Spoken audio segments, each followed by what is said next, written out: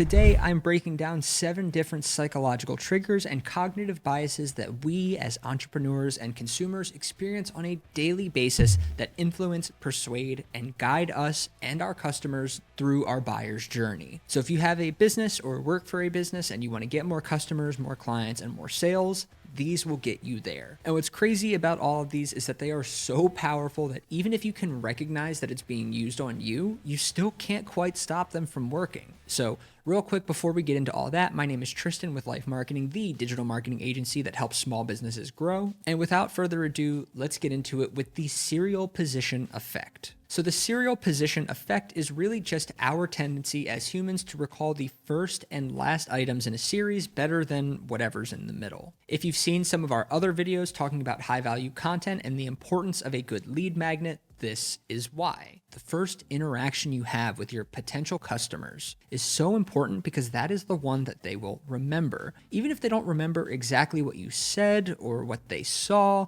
they'll remember how it made them feel. Now, how this plays a role in marketing can take a lot of different forms. For example, on your website, the first thing that people will see is the hero section, and the last thing that people will see, hopefully, is the checkout page. So your hero section needs to be the highlight, the best of what you have to offer or sell. A great example of this is Apple's new iPhone landing page. So it starts with like a fancy modern graphic, which is just what we'd expect from them, the word titanium to really highlight the newest change being the material, and then immediately followed by a quick overview of like the newest improvements. Then at the end of it all, their checkout process is incredibly straightforward. It's so streamlined that a child could do it. There's very little up for interpretation here. This is also why I push so strongly for high value content, because oftentimes in the marketing world of today, your content is your first impression. So you should only be putting out content that you know provides entertainment or educational value to your potential customers. And on top of that, you should be confident that it will leave a strong and positive first impression on them. This effect is actually so important that I built this list around it because I know that this is an important one for you to remember, so I put it first.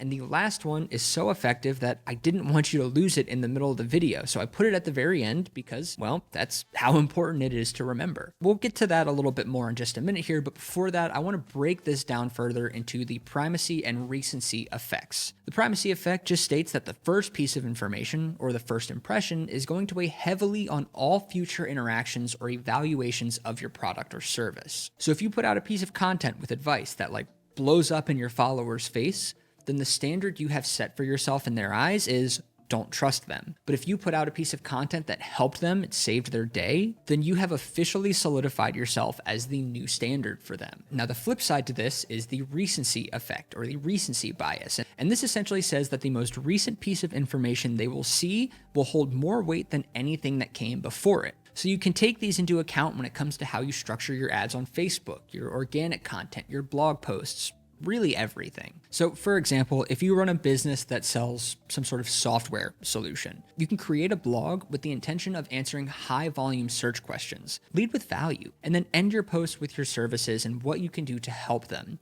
They'll remember the intro, the free value, and the ending of the post, which is you/your business and how you can help them solve their problem. Next up, we have FOMO, which is the fear of missing out. Now, to put in perspective how powerful this really is, according to a study done by TD Ameritrade, 73% of millennials spent money they didn't have to avoid feeling FOMO. And to keep up with their friends, 40% of Generation Z overspend or go into debt according to Credit Karma.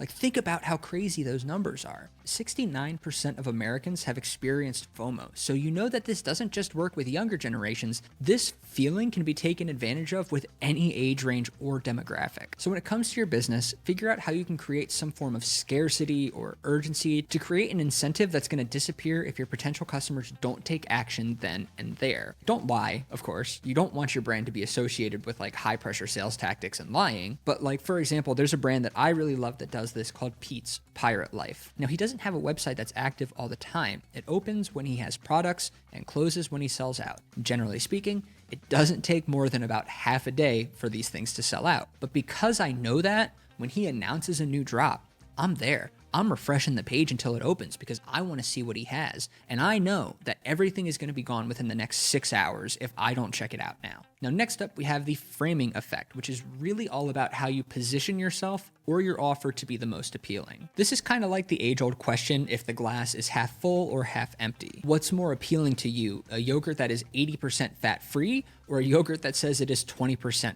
fat? Probably the yogurt that's 80% fat-free, right? Or if there was a surgery that had some risk involved with it, would you rather hear that it has a 90% success rate or that 1 out of every 10 people that get this surgery don't make it? You're essentially saying the same thing, but you're also not. So when you're creating your marketing messages, make sure that you're framing things in a way that really connects with your customers and addresses their problems and their pains and their frustrations while positioning yourself as a company that knows their struggles, that has helped people like them and can help them find the solution that they need too. Now, we can tie that in with what's called the mere exposure effect. This basically states that the more exposed someone becomes to something, the more familiar they become with that something, the more likely they are to develop a like or dislike for that something, or in this case, your brand. So this is why brands spend so much money on advertisements that make people familiar with them and associate them with good times or happy memories. Or from like an organic content standpoint, if you frequently share high value content that can consistently make someone's day or even life better,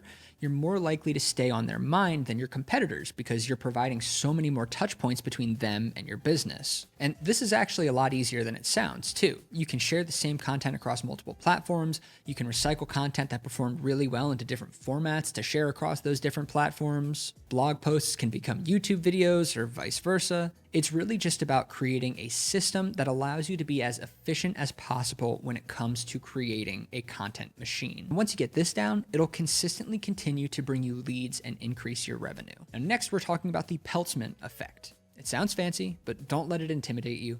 Basically, it's just saying that people don't want to take any risks. So ask yourself, how can you mitigate any potential risks your clients might face when hiring you or buying your product? Well, the obvious and most common solution is including some kind of money-back guarantee or 100% satisfaction guarantee. But here's the caveat with that. It has to be real, because people are going to see right through it if it's not. If they have to jump through hoops and recite the first 100 digits of pi and do X and Y and Z and other inconvenient things, well, then it's really not going to do anything to help you. You know, I've actually seen people who leave reviews talking about how something is a scam because the money back guarantee was so complicated. So for you and your customers' sake, just keep it simple. Now, for the last one, I want to use an example that incorporates a couple of different things. Have you ever seen a pricing structure like this? It's 3 options, a cheap option, a middle tier like best value or most popular option, and then an expensive option. This is taking advantage of a few things. Mainly the compromise effect, which basically says that, well, people have a lot of decisions to make, and when presented with different selections and options and criteria, if given the choice, they tend to compromise and go for the easiest option that meets their needs. Now, if you can tie that in with what's called the anchoring effect, which states that people will take the first piece of information they're given and use that as an anchor point in comparison for the rest of everything that comes after it, then you can set their expectations at a high price point, which makes your main plan or bundle or product, whatever it is,